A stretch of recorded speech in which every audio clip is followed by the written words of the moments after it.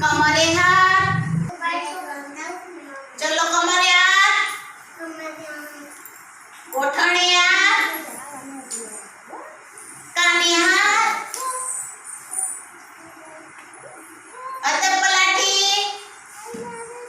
सरस, very good, हाथ ऊंचा करो।